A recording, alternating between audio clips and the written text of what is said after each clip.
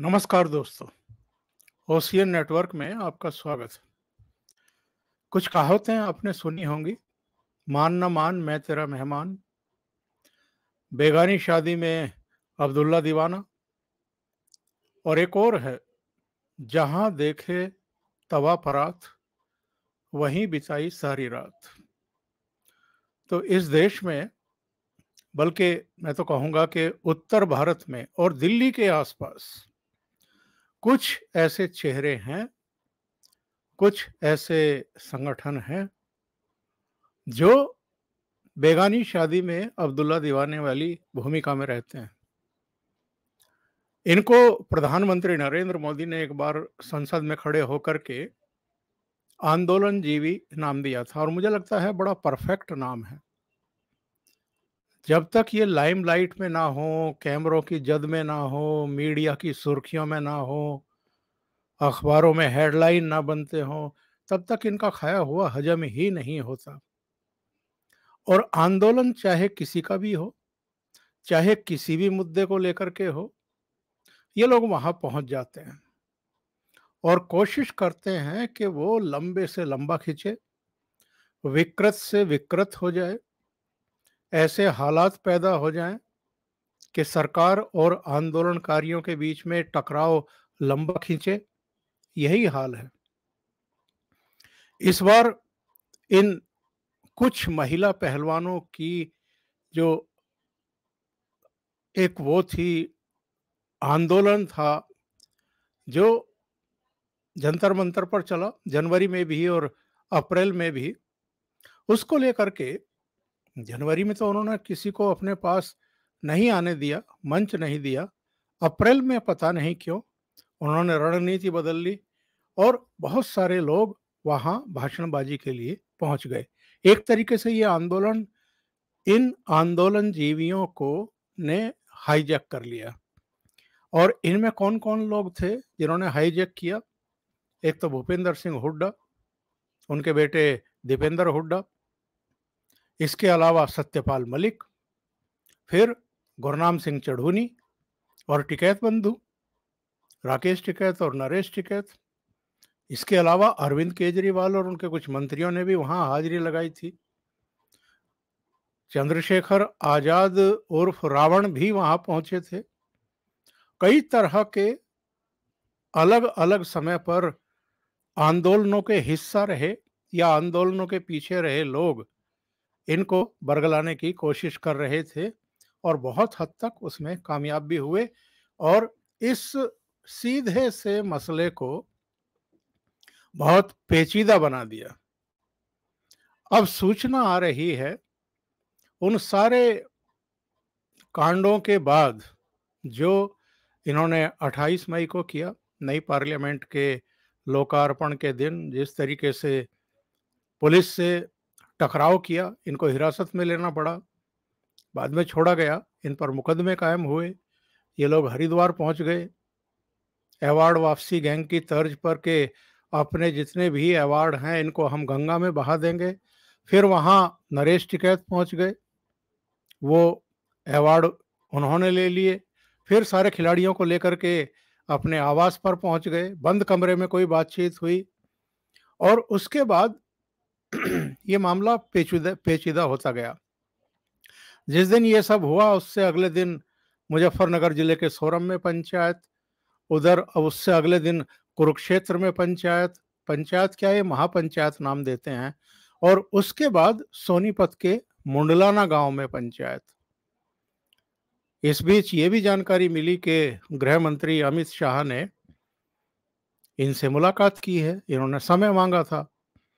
मुलाकात के बाद एक चर्चा शुरू हुई, और ये चर्चा क्यों शुरू हुई? क्योंकि ऐसी खबरें आ रही थी कि जो नाबालिग पहलवान जिसकी तरफ से पॉक्सो एक्ट में मामला दर्ज किया गया है, उसने अपनी शिकायत वापस ले ली है पटियाला हाउस कोर्ट से। बाद में इसका खंडन भी किया इन लोगों ने। इन्होंने कहा कि नहीं, कोई शिकायत वापस नहीं ली गई है, ये सब फेक न्यूज़ है। इसके बाद एक और खबर चलनी शुरू हुई कि साक्षी मलिक ने, जो रेलवे में ओएसडी है, उसने अपनी नौकरी फिर से ज्वाइन कर ली है, यानी अपने कामकाज पर लौट गई है। और ये भी खबरें चली मीडिया में कि साक्षी इसमें जो पहलवान हैं ये, इनका जो आंदोलन है, इसमें फूट पड़ गई है और साक्षी मलिक इनसे अलग होकर के अपने काम पर लौट गई है। इसके बाद साक्षी मलिक, बजरंग पूनिया, साक्षी मलिक के पति सत्यव्रत कादियान, इन सब के बयान आने शुरू हुए और इन्होंने कहा कि हम अपने फैसले से पीछे नहीं हटे हैं, हम आंदोलन से भी पीछे नहीं हटे हैं। हम आने वाले कुछ दिनों में आंदोलन के स्वरूप के बारे में भी, अपनी रणनीति के बारे में भी जानकारी देंगे, ऐलान करेंगे। हमारी रेलवे के प्रति भी जिम्मेदारी है, इसलिए बजरंग पूनिया, साक्षी मलिक और विनेश फोगाट अपने अपने कामों पर लौट गए हैं, अपनी नौकरी पर लौट गए हैं। अगर आप अपने काम पर लौट गए हैं, अपनी नौकरी पर लौट गए हैं और आपको अचानक ये भी याद आया कि रेलवे के प्रति भी आपकी कोई जिम्मेदारी है जहां आप काम करते हैं, या आपके परफॉर्मेंस के बल पर रेलवे ने जब आपको सर्विस दी थी, अहम पद पर नियुक्त किया था, तो आपको अचानक वो काम याद आया। लेकिन हकीकत क्या है? हकीकत ये है कि गृह मंत्री अमित शाह से जब ये लोग मिले, तो अमित शाह का जो रुख था वो बहुत कड़ा था। जहां एक और उन्होंने इन्हें नसीहतें दी कि आप लोग अति उत्साह में, जोश में भूल गए हैं कि पुलिस की अपनी एक प्रक्रिया है जांच की, उसमें समय लगना स्वाभाविक है। गवाहों से भी बातचीत करनी है, जिस पर आपने एलिगेशन लगाए हैं उसके भी बयान दर्ज करने हैं, साक्ष्यों को भी देखना है, दूसरी तमाम चीज़ों को देखना है, और आप पुलिस को समय देना मुनासिब नहीं समझ रहे हैं। और उससे पहले ही आप एक्यूज की, जिस पर आपने आरोप लगाए हैं, ब्रजभूषण सिंह, उनकी गिरफ्तारी चाहते हैं। उन्होंने कहा कि इस जोश में समझदारी को ना भूलें और ये जरूर आश्वासन देते हैं कि दिल्ली पुलिस निष्पक्ष कार्रवाई करेगी। और आपको ध्यान होगा, अमित शाह के इस कड़े रुख के बाद ही अगले दिन जो मुंडलाना सोनीपत में इनकी पंचायत हो रही थी, जिसमें सतपाल मलिक, जयंत सिंह, गुरनाम चढ़ूनी और कुछ और लोग पहुंचे हुए थे, वहां बजरंग पूनिया ने ये कहा कि अभी आप कोई फैसला ना करें, हम अपनी तरफ से एक पंचायत बुलाएंगे, यानी पहलवान मिलकर के एक पंचायत और करेंगे। सोरम, मुजफ्फरनगर, कुरुक्षेत्र और मुंडलाना के अलावा अभी एक और पंचायत होगी और उसमें हम आगे की रणनीति तय करेंगे। उन्होंने ये भी कहा कि हम लोग सबको एकजुट करना चाहते हैं, यानी खापों के प्रतिनिधियों को भी, जो दूसरे संगठन हैं उनको भी। तो ये कहने की इनको जरूरत क्यों पड़ी बजरंग पूनिया को? जाहिर है इनको लग गया कि यहाँ तो जूतों में दाल बंटनी शुरू हो चुकी है। टिकैत बंधु जो हैं वो अलग अपनी खिचड़ी पका रहे हैं, सोरम में महापंचायत करके, कुरुक्षेत्र में अलग ही पंचायत, और वहां तो बड़ी तू मैं भी हुई है आपस में, कुछ लोगों को उठा करके बाहर भी कर दिया गया, प्रेस कॉन्फ्रेंस की गई, उसमें मीडिया में बयानबाजियां की गई एक दूसरे के खिलाफ। और तीसरा यहाँ एक मंच सजा था मुंडलाना सोनीपत में। तो इनको लगा कि ये तो सो कॉल्ड किसान नेता ही खेमों में बटे हुए हैं, खापों के चौधरी भी खेमों में बटे हुए हैं, ये हमारी लड़ाई क्या लड़ेंगे। और कहीं ना कहीं उनको ये भी लगा कि कुछ लोग हैं जो अपनी अपनी राजनीतिक रोटियां सेक रहे हैं, इनके कंधे पर बंदूक चलाने की कोशिश कर रहे हैं। और ये तो सर्वविदित है कि बजरंग पूनिया हो, साक्षी मलिक हो या फोगाट बहनें हो, इनके पीछे कुछ अदृश्य शक्तियां हैं जो इनको कठपुतली की तरह नचाने की कोशिश कर रहे हैं और जो अपने हिसाब से इन्हें आंदोलन स्थल पर बैठाने की और उसे लंबा खिंचवाने की कोशिश करते रहे हैं। वहां पर जो कुछ हुआ है जिस जिस तरह के चेहरों को इन्होंने बुला करके मंच दिया है और उन्होंने जिस तरीके से प्रधानमंत्री नरेंद्र मोदी और उनकी सरकार के खिलाफ बयानबाजी की है, कब्र खुदेगी जैसे नारे लगाए हैं, उसके बाद तो बहुत स्पष्ट हो गया कि यौन शोषण का आरोप, एफआईआर दर्ज होना, ये एक अलग बात है। और जिस तरह के भाषण दिए जा रहे हैं, जिस तरह के नेताओं को मंच दिया जा रहा है, ये एकदम अलग ही बात का संकेत दे रहे हैं।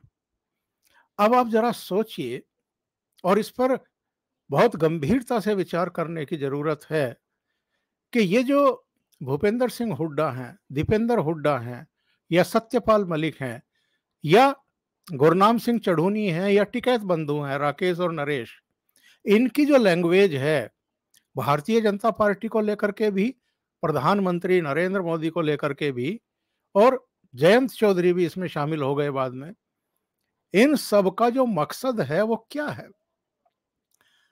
और इससे भी बड़ी बात यह है कि अगर आपकी बहू बेटियों के साथ कोई ऊंच नीच हो गई है, किसी ने छेड़छाड़ कर दी है, या इससे आगे की कोई हरकत कर दी है, तो क्या आप उन बेटियों को सड़क पर लेकर के बैठेंगे? उनके साथ बैठ करके आप भाषणबाजी देंगे? सरकार को कोसना शुरू करेंगे? इसमें सरकार की गलती क्या है? और अगर किसी एक संघ के किसी पदाधिकारी पर आपको, आपके मन में रोष है और उस पर आपने आरोप लगाए हैं, तो केवल इसलिए कि वो भारतीय जनता पार्टी से जुड़े हुए मेंबर ऑफ पार्लियामेंट हैं, तो आप पूरी सरकार के खिलाफ मोर्चाबंदी शुरू कर देंगे? ये गंभीर सवाल हैं जिन पर जनता विचार भी कर रही है, देख भी रही है, और इनके आंदोलन को लेकर के उनके मन में एक परसेप्शन भी बन रहा है। तो मेरा जो मूल प्रश्न इस प्रोग्राम के जरिए है वो ये है कि ये जो भूपेंद्र सिंह हुड्डा, दीपेंद्र हुड्डा, सत्यपाल मलिक, टिकैत बंधु, चढ़ूनी, ये सब जो आंदोलन का हिस्सा बने थे और इस आंदोलन को लंबे से लंबा खींचना चाहते थे, और इसके पीछे जो इनकी सोच है, क्योंकि हमें नहीं भूलना चाहिए कि हरियाणा में विधानसभा के चुनाव भी 2024 में होने हैं, लोकसभा चुनाव के तुरंत बाद, और 10 साल से हुड्डा परिवार और कांग्रेस वहां सत्ता से बाहर हैं। 9 साल तो हो ही गए हैं, 10वां साल अक्टूबर में शुरू हो जाएगा। तो ऐसे में एक और पर्दे के पीछे गोटियां बिछाई गई हैं ताकि हरियाणा सरकार को भी बैकफुट पर धकेला जाए। इन पहलवानों के जरिए जो जाट कम्युनिटी है, जो मतदाता हैं, जाट जाट मतदाता, उनको यूनाइट किया जाए। क्योंकि 2019 के नतीजे देख लीजिए, 2014 के नतीजे देख लीजिए लोकसभा के। 2014 में हरियाणा की 7 सीटें जीती थी भारतीय जनता पार्टी ने, 2019 में 10 की 10 सीटें जीत ली। तो इनके मन में ये है कि चलो एक बहाना मिल गया है, राजनीतिक स्कोर किया जाए और भारतीय जनता पार्टी को नुकसान पहुंचाया जाए। लेकिन इससे शर्मनाक बात क्या हो सकती है कि आपके समाज की इन पहलवान बेटियों के साथ अगर कुछ ऐसा वैसा हुआ है, अगर कोई ऊंच नीच हुई है, तो इनको लेकर के आप जंतर मंतर पर बैठ जाएंगे, भाषणबाजी करेंगे। मतलब उनका सहारा लेकर के आप राजनीतिक सीढ़ियां चढ़ना शुरू करेंगे। तो अभी अगर इन सारे खिलाड़ियों की ये सूचना आ रही है कि ये लोग अपने अपने काम पर लौट गए हैं, तो ये भूपेंद्र सिंह हुड्डा, दीपेंद्र हुड्डा, चढ़ूनी, सतपाल मलिक, टिकैत बंधुओं के लिए, अरविंद केजरीवाल जैसों के लिए तो बहुत बड़ा सेटबैक है। क्योंकि इससे इनका मंच तो छीन ही गया है, जिसको ये बहाना बना करके मोदी सरकार और भारतीय जनता पार्टी के खिलाफ एक माहौल बनाने की कोशिश कर रहे थे। अभी के लिए इतना ही। बहुत बहुत धन्यवाद। अगर आपको ये चैनल और इसके कंटेंट पसंद आ रहे हैं तो लाइक करें, कमेंट करें, वीडियो को शेयर भी करें। अभी तक अगर आपने ये चैनल सब्सक्राइब नहीं किया है तो सब्सक्राइब कर लें और साथ में लगे बेल आइकॉन को दबाना ना भूलें, ताकि आगे आने वाले वीडियो और उनके नोटिफिकेशन आप तक पहुंचते रहें। बहुत बहुत धन्यवाद। नमस्कार।